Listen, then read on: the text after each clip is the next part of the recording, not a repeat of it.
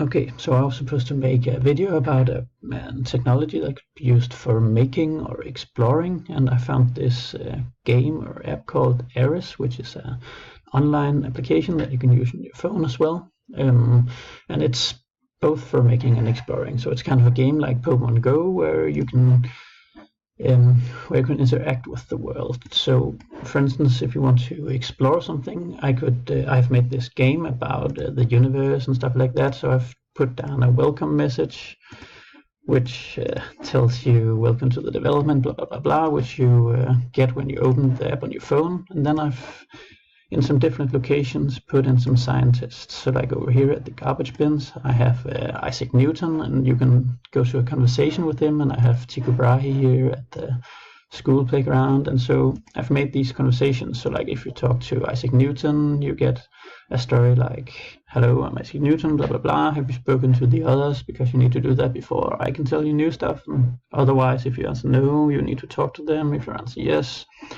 then I'll tell you a story. And then you can go around in the real world and talk to different scientists on different locations. You can also do some augmented reality, like tell stories about the things that are at the actual place.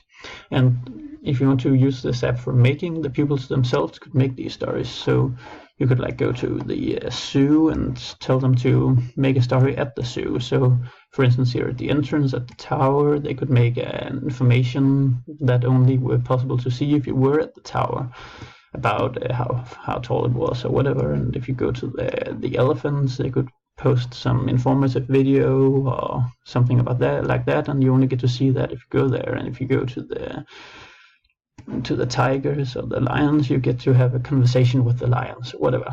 So that way you can use this app both for exploring and for making.